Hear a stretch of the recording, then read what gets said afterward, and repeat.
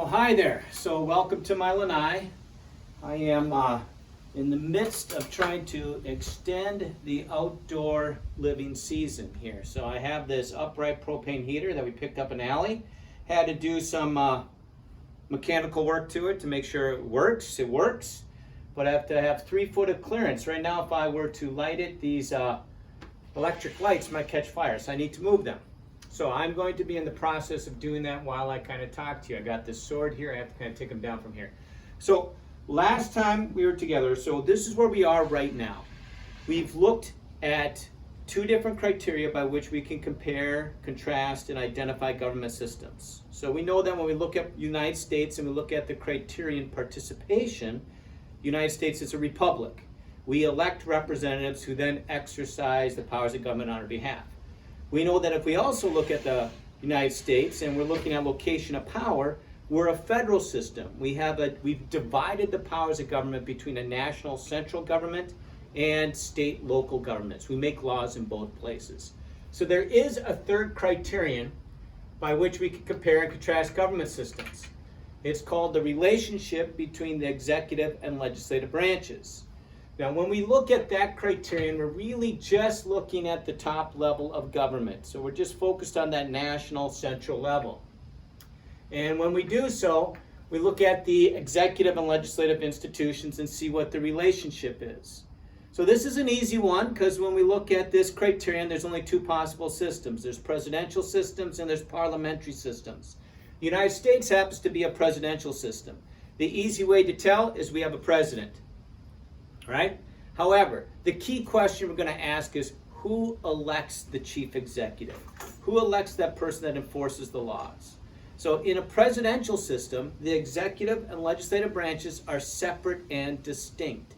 They do different jobs.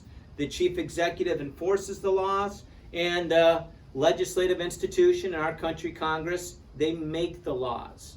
But in the question, who elects the executive, in presidential systems, the chief executive is elected by the people.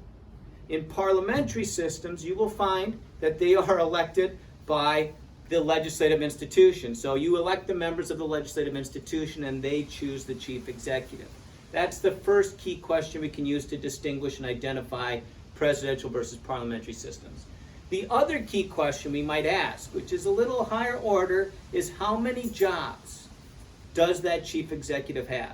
In a presidential system, the institutions are separate and distinct, so the president has one job only, that's to enforce the laws. Or you could say execute the laws, put the laws into action, carry them out. But that's it.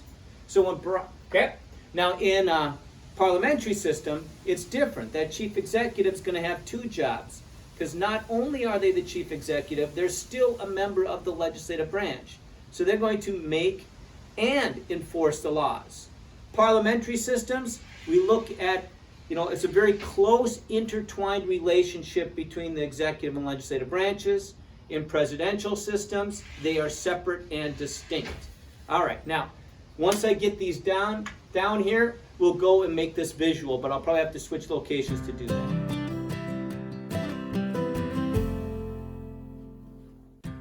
All right, so today we're talking about the third criterion by which we can identify a country's government system, the relationship between its executive and legislative branches. Now, to do so, we're going to look just at that top level of government, the national government or the central government. So I've drawn a map of the United States right here as best I can. Now, when I look at this criterion, the easy thing is that there's only 2 systems to choose from. There's the presidential system and there's a parliamentary system. Let's start with the United States because we know that we are a presidential system. The easy way to remember that is we refer to our chief executive as a president. But let's dig a little bit deeper. So we know that in the United States, we have a chief executive that we call the president. And let's just label that. Let's put it way over here, but really it's the whole national government, right? So the president executes the laws, the nation's laws across the entire country. He enforces them, he carries them out, he puts them into action.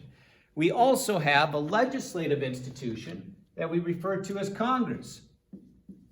Okay? And they make the laws for the entire country.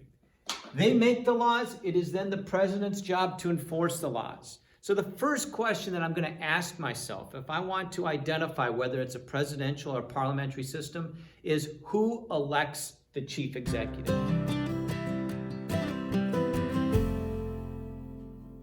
So I'm going to throw up some people down here, right? And then you tell me, who elects the President of the United States? Now, let's not get fancy here or technical, but essentially we know that the president is elected by the people. Now, in the United States, we got a little funky system that we call the Electoral College, but let's just set that aside for now. So the people choose who's going to be the president. The current president's Donald Trump, and he's running for re-election in November. And if the people decide, they might decide to re-elect him, or they might decide to elect his challenger, Joe Biden. Now, who chooses the members of Congress? That is also the people. The people elect their representatives, they elect their senators to serve in this institution and make the nation's laws. Now, here's a key feature of a presidential system. You'll note there's nothing connecting these two. The president has one job only, and that is to enforce the nation's laws. He only has one power of government. Congress, the members of this legislative institution, also only have one job, and that is to make the nation's laws. Now, back when Barack Obama ran for president, he actually was serving in the Senate. He was a senator from Illinois. But when he got elected president, he had to resign this position in order to become president.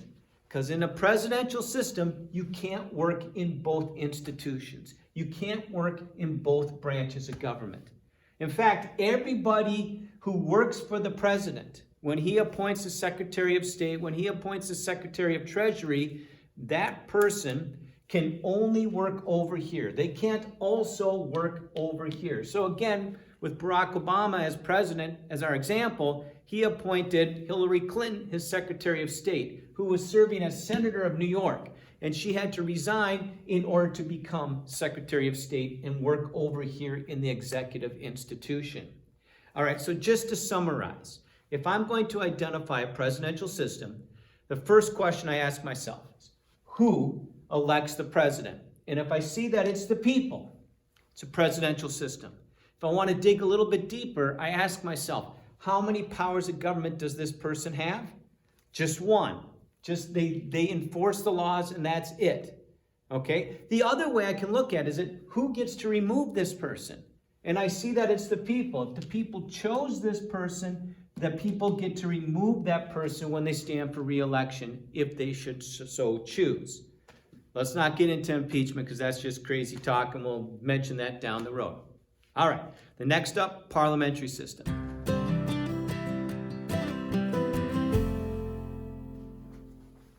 All right, that very well might be the worst hand-drawn map of Great Britain I've ever seen. Okay, but I attempted it because in Great Britain they have a parliamentary system.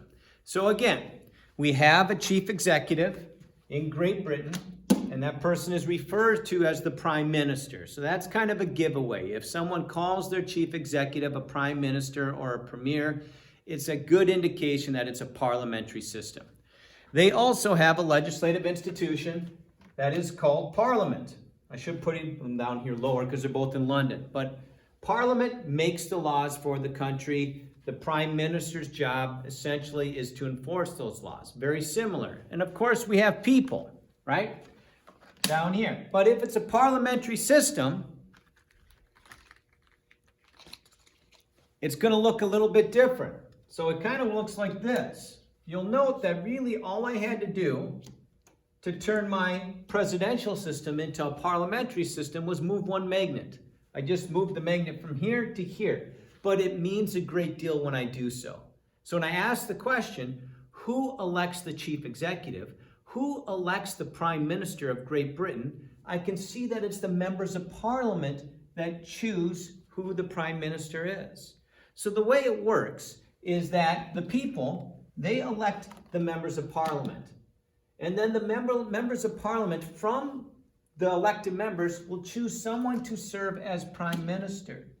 So that, and you'll notice there's a connection here.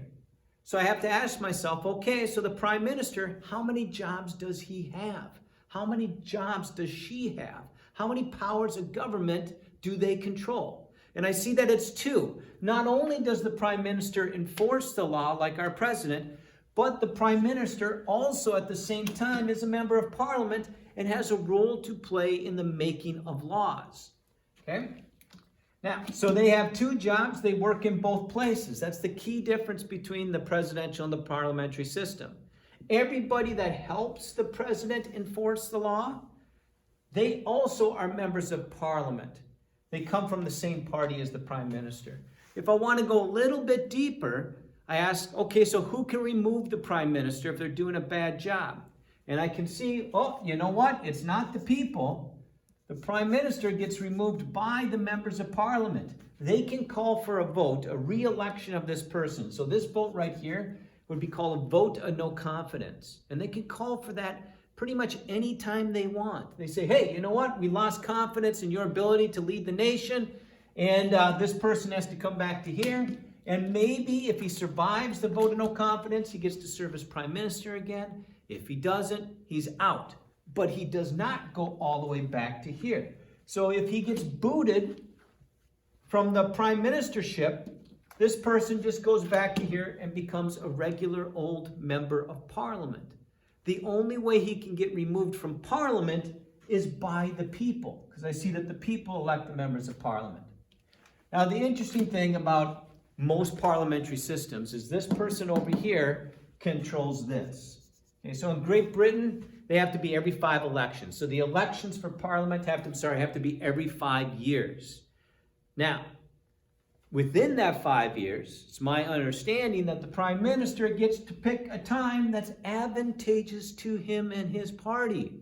So when he happens to have a high level of approval, he's going to call for parliamentary elections and boom, hopefully get his party re-elected to the majority of positions here so that person can be re-elected prime minister.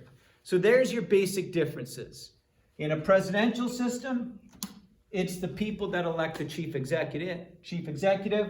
In a parliamentary system, it is the members of the legislative institution that elect the chief executive. So you have to ask yourself, okay, which system allows for a more efficient, creation of law? Which system allows for a more effective execution of the law? Which system might allow for more effective establishment of relations with other countries? That would be another essential question we'd want to explore down the road. All right. Next criterion is going to be authority. Make sure you do the reading and the homework, and we'll see you in the next video.